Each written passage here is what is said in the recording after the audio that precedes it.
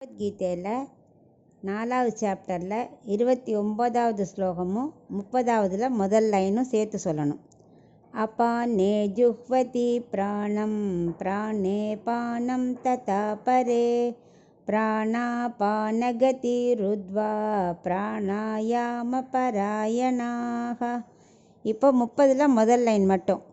அபரே நியதாஹாரா பிராணான் பிராணேஷு ஜுஹ்வதி.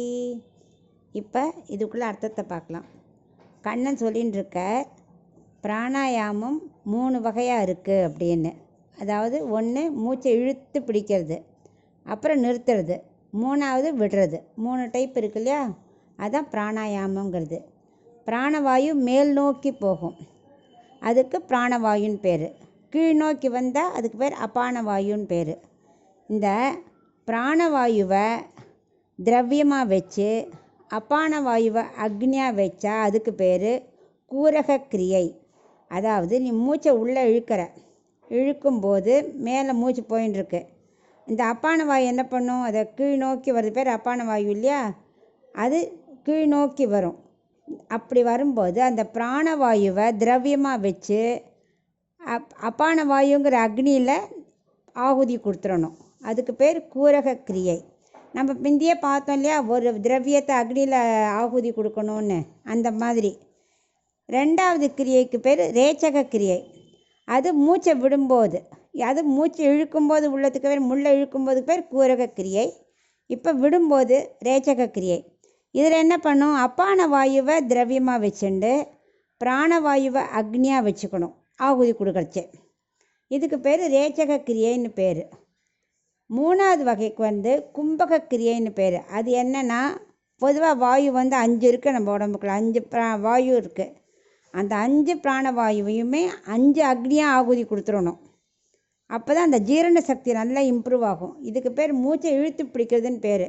அதாவது பிராணவாயு மேலே போகிறதை தடுத்து நிறுத்தி அப்பானவாயு கீழ் நோக்கி வர்றதையும் தடுத்து நிறுத்திட்டு ஒரே இடத்துல நிலை நிறுத்தி மூச்சை கண்ட்ரோல் பண்ணுறது. அதுக்கு பேர் கும்பக கிரியை. அது நெஞ்சுக்கு நடுவில் நிறுத்திடுவா கொஞ்ச நாளைக்கு. இப்போது ஒருத்தர் ஒரு நிமிஷத்துக்கு 16 தடவை மூச்சை இழுத்து விடுறோம். அதை இந்த மாதிரி மூச்சு பிடிக்கிற ப்ராக்டிஸ் பண்ணுறா இல்லையா, அவள் 12 தடவை தான் விடுவா. ஸோ 4 தடவை நிறுத்திடுவாவா, கண்ட்ரோல் பண்ணிவிடுவா. இதுக்கு பேர் கும்பக கிரியை.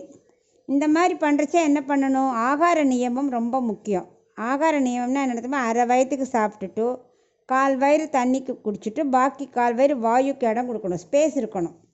அப்போ இந்த பிராணாயாமம் இந்த மாதிரி மூச்சு இழுத்து பிடிச்சலாம் நம்மளால் பண்ண முடியும். இப்போ சில பேருக்கு படபடன்னு இருக்கு இல்லையா, ஏன்னா அவள் அந்த பிராணாயாமம் ஒழுங்காக பண்ணலை. ஸோ நியமமாக பண்ணினா, ஆகார நியமத்தோட சின்சியராக பண்ணால் ஒரு நாளைக்கு ஒரு 3 தடவை பண்ணலாம்.